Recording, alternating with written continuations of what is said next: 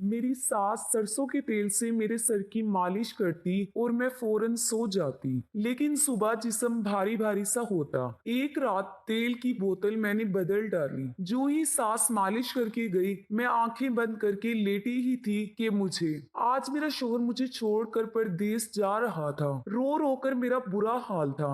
आखिर उनके जाने का वक्त भी आ गया। मैं दरवाजे पर खड़ी थी जब वो मुझे हाथ से हिलाकर चले गए। मैं अकेली रह गई। मेरी सास ने उसी वक्त मेरे बालों से पकड़कर मुझे खींचा और अंदर कमरे में ले गई। पागल हो गई है क्या?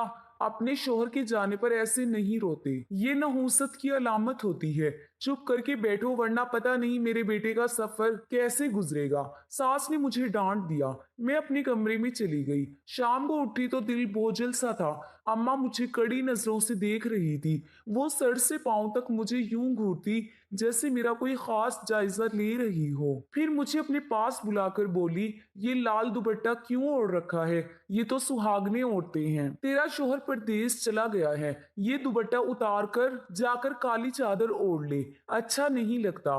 तेरा शोहर परदेस में है, तू तो किसके लिए तैयार होती है? सास की बात सुनकर मेरा दिल परेशान हो गया। भला मेरा शोहर परदेस गया था, खुदा ना खास्ता मैं बेवा तो नहीं हुई थी। मगर सास की जिद की वजह से मुझे उनकी ये बात भी मानना पड़ी। मैं अपने कमरे में गई और अलमारी से काले रंग की चादर निकालकर ओढ़ ली। मुझे ये रंग पसंद नहीं था, सिर्फ मोहसिन की जिद पर मैं कभी कभी पहन लेती थी, मगर आज मुझे ये हमेशा के लिए पहनना पड़ रहा था। चादर ओढ़कर मेरा दिल इस कदर उदास हुआ कि मैं अपने कमरे में ही लेट गई। तब ही मेरी सास मुझे आवाजें देने लगी। मैं तो भूल ही गई थी कि घर का सारा काम भी मेरे जिम्मे था। अगले दिन की रात मैं बहुत थक चुकी थी। मैंने दिल में सोच लिया कि अब यहाँ नहीं रहूंगी। भला जब शोहर एक घर पर नहीं तो मेरे ससुराल में रहने का क्या तुक बनता है। खैर मैं रात भर सोचती रही। सुबह उठी तो सर पकड़ लिया। अम्मा पूछने लगी क्या हुआ है? मैंने कहा मेरे सर में दर्द है, बुखार भी है, दिल बोझल हो रहा है, मैं अपने मैके जाना चाहती हूँ। दरअसल ये एक बहाना था जिसकी वजह से मुझे अपनी सास से छुटकारा मिल जाना था,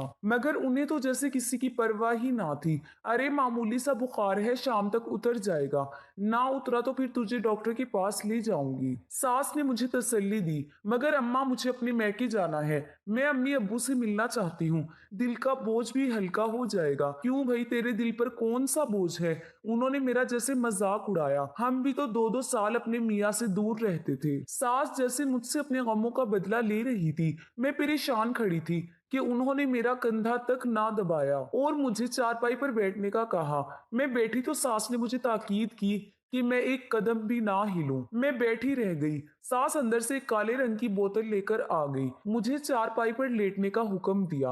अब न जाने कौन सा हकीमाना इलाज शुरू होने वाला था। मैंने दिल में सोचा। सास ने काले रंग की बोतल से थोड़ा सा तेल निकाला और मेरे सर पर लगाने लगी। तेल अजीब सा था, मुझे बहुत सख्त जलन हो रही थी। सर के बालों में जैसे किसी ने तेजाब डाल दिया हो। माँ जी ने मेरा सर दबाना शुरू कर दिया, साथ ही सर की मालिश भी शुरू कर दी। अब तुझे आराम आ जाएगा। ये ऐसा तेल है जिसे 7-8 दिन लगाने से ही तबीयत बेहतर हो जाती है। मेरे घर में पहले यही इस्तेमाल होता था, बल्कि हमारे साथ भी हमेशा यही लगाया करती थी। अब मैं बेबस होकर बैठ गई। बहाना तो कर लिया था मगर बुरी तरह फंस गई थी। इस कड़वे तेल की मालिश करवाना मुझे बहुत बुरा लग रहा था। खैर आधे घंटे के बाद सास ने मल मल कर मेरा सर छोड़ा। तभी दरवाजे पर दस्तक हुई। मैंने दरवाजा खोला तो सामने एक औरत खड़ी थी। ये मेरी सास से रोजाना मिलने आती थी। उसे देखते ही अम्मा खुश हो गई और बोली, आजा नसरीन, मैं तेरा ही इंतजार कर रही थी। देखो मेरी बहू के सर में सख्त दर्द था, मैंने उसे मालिश की तो ये सही हो गई। अम्मा नसरीन को बड़े मायने खैर अंदाज में देख रही थी। बहरहाल मैं अंदर कमरे में चली गई। थोड़ी देर के बाद उन औरतों के लिए चाय बनाकर लाई तो मेरा दिल भारी हो रहा था। चाय पीने से भी जैसे उल्टी आ रही थी। मैं अपने कमरे में जाकर लेट गई। जल्द ही मुझे नींद आ गई। रात के 7-8 बजे मेरी आंख खुली। देखा तो मेरी सास ने खाना बनाकर तैयार कर लिया था। मुझे प्यार से जगाया और कहने लगी, आजा अगर खाना खा ले। खाना खाया मगर मुंह का जायका तक बदल चुका था। तेल ने तो मेरी तबीयत बोझल कर दी थी। बहरहाल मैंने खाना खा लिया तो हैरत मुझे तब हुई जब मेरी सास ने मुझे कहा, तू जाकर अपने कमरे में सो जा। हालांकि ऐसा अमूमन नहीं होता था। वो मुझे अपने पाँव दबाने का कहती और कभी सुबह के बर्तन धोना होते। मगर आज मेरी सास का मेहरबान रवैया मेरी समझ में नहीं आ रहा था। खैर, मैं अपने कमरे में आकर सो गई। मुझे इस तरह नींद आई जैसे किसी को नशा पिलाया गया हो। सुबह तक मैं सोती रही, मुझे अपना होश भी ना रहा। सुबह उठी तो मेरा दिल भारी था, मुझसे चला नहीं जा रहा था। मैंने अपनी सास से कहा, अम्मा जी आपने तो मुझे सही करने के लिए ये तेल लगवाया था, मगर इसने मेरी हालत खराब कर दी है, मुझसे चला भी नहीं जा रहा, तबीयत बोझल हो गई है। अम्मा ने हंसकर कहा, अरे बेटी 7-8 दिन के बाद ही तो ये तेल असर करेगा, अभी तो तेरी तबीयत खराब है, क्योंकि इस तेल की वजह से शुरू शुरू में ऐसा ही होता है। सास की बात पर मैं मुतमईन तो हो गई, मगर मुझे अजीब सा लग रहा था। अगली रात भी जब मेरी तबीयत ऐसे ही बोझल हुई तो मैंने सोचा अम्मा से छुटकारा पाने का यही तरीका है कि मैं अपनी सास की तेल वाली बोतल ही छुपा दूं। चुनाचे मैंने ऐसा ही किया। शाम को वो अपने किसी काम से बाहर गई तो मैंने वो तेल की बोतल लेकर पौधों के कमरों के पीछे छुपा दी। हंगामा किया तो उन्हें बता दूंगी, अब मुझसे बर्दाश्त नहीं होती थी ये रोज रोज की अजियत। तभी मैंने तेल तो छुपा दिया, मगर सास ने आकर रात को जब तेल ढूंढना शुरू किया, वो बोली तेरी मालिश करनी है, तेल गुम हो गया है। मैंने भी ला इल्मी का इजहार किया। जब अम्मा जी ने इस कदर शोर मचाया कि सारा घर सर पर उठा लिया, उस वक्त मुझे अजीब सा लगा, भला माँ जी को मेरे सर के दर्द की इतनी भी क्या गर्ज। अगर तो ये होता कि मेरी सास का रब को मान सकती, लेकिन उनका रवैया भी ऐसा था कि उनसे इतनी भलाई की तवक्को रखना एक गैर मामूली सी बात। बहरहाल मैं जो पहले इरादा किए बैठी थी, गमलों के पीछे से तेल की बोतल निकाल दूंगी, अब मैंने अपना इरादा बदल लिया, क्योंकि मुझे रात भर नींद आती रही, सुबह भी मैं बोझल होती। भला ऐसे इलाज की क्या जरूरत थी जिसकी वजह से मेरी तबीयत और खराब हो। भले एक दिन के लिए या एक रात के लिए। उस रात मैं अपने कमरे में गई तो सास ने बाहर से मेरे कमरे का दरवाजा बंद कर दिया, बल्कि उसे ताला लगा दिया। मुझे हैरत सी हुई, आज मुझे नींद नहीं आ रही थी। थोड़ी देर गुजरी कि मुझे बाहर से कुछ लोगों की आवाजें आने लगी। ये आवाजें जैसे सरगोशियों की थी। मैंने अपने कमरे का पंखा बंद किया और उन आवाजों को गौर से सुनने लगी। कुछ घसीटने की आवाजें भी आ रही थी। 2-4 आदमी एक साथ थे। मेरी सास उनके साथ थी। मेरी सास उनसे ना जाने क्या कह रही थी। पूरे घर में अंधेरा था। मैंने भी अपने कमरे की रोशनी बुझा रखी थी। फिर मैंने देखा 2 आदमी हल्की रोशनी में हमारे सहन से बाहर वाले दरवाजे से निकल रहे हैं। पहले मैंने सोचा कि जरूर मेरी सास का कोई रिश्तेदार होगा, लेकिन रिश्तेदार होता तो यूं चोरी छुपे आकर मिलने की क्या जरूरत थी। सामने भी तो मिल सकता था, यानी दिन के वक्त, मगर ये रात को ही क्यों आए। अब तो मेरा शक और भी पक्का हो गया। सुबह उठी तो मैं बिल्कुल तरोताजा थी। मेरी तबीयत जरा भी खराब नहीं हुई। मेरी सास ने मुझे देखा तो बोली, रात को तो सो गई थी ना। जी अम्मा, सो गई थी, लेकिन मैं जानती हूँ अभी भी तेरी तबीयत खराब रहेगी। मैं आज ही तुझे नसरीन की माँ के पास ले चलूंगी। तुम तो जानती हो वो कितनी माहिर है, उससे हर किस्म की औरतें दवा लेने आती हैं, चाहे वो बीमार हों या तंदुरुस्त हों। मेरी सास ने मुझे समझाया, मगर मैं जानती थी कि नसरीन की माँ महज एक नीम हकीम के सिवा कुछ नहीं, इसलिए मेरा उसके पास जाने का कोई इरादा नहीं था। नहीं अम्मा, अब मैं ठीक हूँ, कोई जरूरत नहीं है वो कड़वा तेल लाने की। मैंने मुंह फसोड़ते हुए कहा, अरे तुझे क्या पता तू सही है या नहीं, आज ही मैं तेरा इलाज करवाऊंगी, तू फिक्र नहीं कर, शाम को तैयार रहना। उनकी बात सुनकर मैंने सर पकड़ लिया। अरे अम्मा, अब मैं सही हूँ, मुझे इलाज नहीं करवाना, खुदा के लिए मेरा पीछा छोड़ दो। मुझे गुस्सा आ गया। मेरे साथ जबान न चला, वरना तेरे शोहर को परदेश में बता दूंगी कि तू मेरी बात नहीं मानती। बस यही एक मेरी कमजोरी थी जिसका माँ फायदा उठाती थी। शाम को मैं तैयार हो गई, मेरी सास ने भी तैयारी पकड़ी और हम नसरीन की माँ शाजिया के पास पहुंच गए। शाजिया अपनी नई एक हकीमी टोटकों वाली औरत मशहूर थी, मगर सच तो ये है कि मुझे उन दवाओं पर बिल्कुल यकीन नहीं था। अम्मा ने उसके सामने मेरा मसला बयान किया और कहने लगी, मुझे वही तेल दे दो जो तुमने पिछली बार दिया था। अम्मा की बात सुनकर उसने कुछ लम्हे को सोचा और फिर एक लड़की को आवाज दी जो इस तरह की काली सी शीशी लेकर अम्मा के पास आ गई। अम्मा ने वो शीशी ली, नसरीन की माँ का शुक्रिया अदा किया और फिर मुझे लेकर घर आ गई। घर आकर वो बड़ी खुश लग रही थी, जैसे उन्होंने मेरे लिए आबे हयात ले लिया हो। मुझे ये सब देखकर बहुत बुरा लग रहा था। मैंने भी दिल में ठान ली, आज कुछ भी हो जाए अपनी सास को ये तेल अपने सर पर नहीं मलने दूंगी। मैंने भी अपनी सी कर दिखाई, सरसों के तेल में काली स्याही मिला दी और इस बोतल में डालकर वो वाला तेल उन्हीं पौधों में डालकर गिरा दिया। सास को शक भी नहीं गुजरा कि मैंने बोतल में से तेल तब्दील कर दिया है। रात को हस्बे मामूल उन्होंने मुझे अपने पास बुलाया और मेरे सर की मालिश करने लगी। जब मालिश मुकम्मल हो गई तो मुझे तब दबाते हुए बोली, जाकर अपने कमरे में सो जा, 7 दिन में तेरी तबीयत बेहतर हो जाएगी। हालांकि मुझे कोई बीमारी नहीं थी। खैर मैं वापस अपने कमरे में आई तो मुझे नींद ना आ रही थी, बिल्कुल भी बोझल नहीं थी, जबकि तेल की मालिश के बाद मेरा सर भारी हो जाता था। थोड़ी देर लेटी रही तो अब मुझे लगा जैसे वही आवाजें आज भी आ रही हैं। आज मेरा दरवाजा अंदर से बंद था। चूंकि सास को यकीन था कि मैं सो गई होंगी, इसलिए वो दरवाजा बाहर से बंद नहीं था। जब आवाजें बढ़ गई तो मैंने उठकर दरवाजा खोला और अपने कमरे से बाहर आ गई। देखा तो ये आवाजें मेरी सास के कमरे से आ रही थी। मैं उस तरफ को गई तो मुझे ये देखकर हैरत हुई कि 2 लड़के मेरी सास के कमरे में बैठे थे और वो उन्हें मेरे जहेज के बर्तन और दीगर चीजें थमा रही थी। लड़कों ने अपने चेहरे ढांप रखे थे।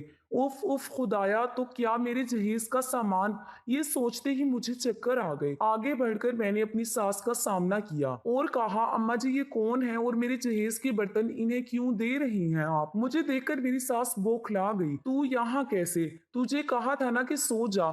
उन्होंने उल्टा अपनी गलती छुपाते हुए कहा, अम्मा मैं सो नहीं सकती, मैंने जो पूछा है मुझे उसका जवाब दे। तू होती कौन है मुझसे पूछने वाली। मेरी सास उल्टा मुझ पर गुस्सा करने लगी। मैं जो चाहे करूं, ये मेरा घर है, मुझे मत बता कि मैंने क्या करना है। उनकी आवाज ऊंची हो गई थी। ये देखकर वो लड़के जल्दी से घर से भाग गए, मगर मेरे जहन में बात बैठ चुकी थी। मैं भला कैसे अपनी सास की जान छोड़ सकती थी। बहस करते करते उन्होंने हार मान ली। अपनी बेटी के घर पहुंचा रही थी। थोड़े ही दिन की तो बात है, सामान वापस आ जाएगा, मगर तू तो अपने जहेज को हाथ नहीं लगाने देती, इसीलिए तुम्हारे सोने के बाद ये काम कर रही थी। सास की बात सुनकर मुझे गुस्सा आ गया। हालांकि ऐसी बात नहीं थी, मैं कभी भी उनको मना ना करती। फिर ना जाने क्यों उन्होंने मुझसे ये बात छुपाने की कोशिश की। जब मेरी और उनकी तकरार बढ़ी तो मुझे धमकियां देने लगी। कहने लगी, मैं तुझसे बदला लेकर रहूंगी। तूने मेरे बेटे का घर बर्बाद किया। मैं अभी उसे फोन करूंगी और बताऊंगी कि रात को तुझसे 2 लड़के मिलने आए थे। उनकी ये बात भी मैं समझ गई थी कि अब वो क्या चाहती हैं। मैं एक बार फिर अपनी सास के आगे मजबूर हो गई थी। लेकिन आखिर कब तक। मैंने दिल में सोचा, क्या मैं इसी तरह ब्लैकमेल होती रहूंगी। तब तो ये सारी जिंदगी मुझसे बातें मनवाती रहेंगी। ये सोच कर ही मेरे दिल में खौफ सा आ गया। मैं ऐसा नहीं होने दे सकती। उस दिन मैं भी उनके सामने डट गई। करें आप फोन, जिसे मर्जी फोन करें, मैं अपने जहेज के सामान से एक भी चीज अब मजीद नहीं दूंगी। मेरी बात सुनकर मेरी सास को तैश आ गया और उन्होंने मुझे धक्का दिया। मेरी जाकर दरवाजे के आगे गिर गई।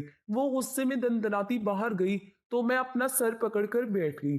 अब ना जाने क्या होने वाला था। उनका गुस्सा यकीनन किसी बड़े तूफान का पता दे रहा था और फिर उन्होंने ऐसा ही किया। परदेश में मेरे शोहर को फोन किया। मैं भी पास ही खड़ी थी।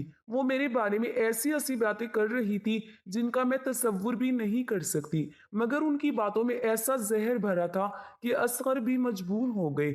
मैं उनसे बात करना चाहती थी, अपनी सफाई पेश करना चाहती थी, मगर मेरी सास ने मुझे फोन को हाथ तक नहीं लगाने दिया। मेरा दिल चाह रहा था, मगर उस वक्त मैं कुछ नहीं कर सकी। असगर ने जब मुझे कह दिया कि तुम अम्मा के मामले में मत बोलो, मैं तुमसे कल सही से बात करूंगा, मेरा दिल कांप कर रह गया। अस्करी बहुत गुस्से में थे। जाहिर है मेरी अम्मा ने जो जो बातें कही थी वो सुनने के बाद कोई भी गैरतमंद शोहर अपनी बीवी को अपने घर में बर्दाश्त नहीं कर सकता, और फिर मेरे लिए तो उस बात का तसव्वुर भी मुमकिन नहीं था।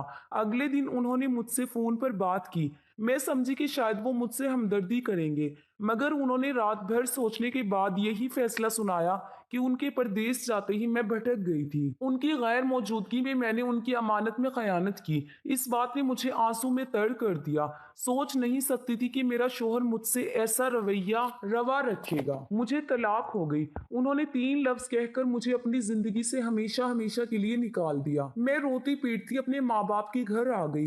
जाहिर है मेरा कसूर तो नहीं था, मगर अम्मा अब्बा परेशान हो गए। मैंने भी उनकी परेशानी में अपनी परवाह करने की बजाय उनका साथ दिया। उन्होंने जिस रिश्ते पर कहा मैंने हाँ कर दी। माँ बाप की रजामंदी का फल मुझे ये मिला कि मेरी शादी एक माकूल इंसान से हो गई, जिसे कमाने के लिए बैरून मुल्क नहीं जाना पड़ता। मैं उसी में खुश हूँ। उन्होंने मुझे हज और उम्रा भी करवाया। मुझे लगता है कि मेरी जिंदगी मुकम्मल हो गई। मैं भी इसी तरह सुकून से जी रही थी कि एक दिन मुझे अपने मोहल्लेदार एक औरत मिली। बातों बातों में उसने मेरी सास का तस्करा किया। मैंने पूछा वो कैसी हैं, तो उनकी हालत पर अफसोस करने लगी। बोली वो सख्त बुरे हालात में हैं। मैंने कहा क्यों? कहने लगी उनको शायद तुम पर जुल्म करने की आदत थी। जब ताबिंदा उनके घर बहू बनकर आई तो वो खुश थी। वो बहुत अमीर घराने की लड़की थी।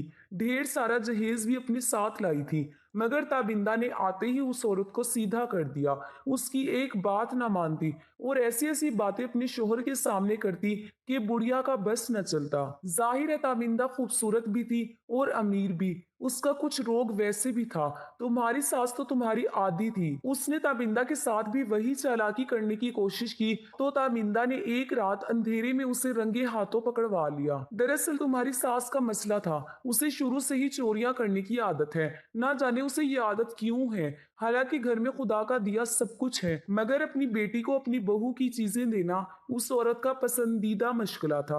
अपने बड़े बेटे की बीवी का भी उसने यही हाल किया था। अब तो हाल ये है कि ताबिंदा का दिल करे तो वो उसे खाना देती है, वरना सारा सारा दिन वो भूखी रहती है। उसकी यही सजा होनी थी। मैं जानती थी उसने तुम्हारे साथ बहुत बुरा किया है। उसने अपनी पहली बहू के साथ भी ऐसा ही किया था। मैं अपनी सास का हाल सुनकर खुश तो नहीं हुई, क्योंकि किसी को तकलीफ में देखकर खुश होना एक कम ज़र्फ होने की अलामत है। मगर सच तो ये है कि इंसान को अपने आमाल की सजा मिल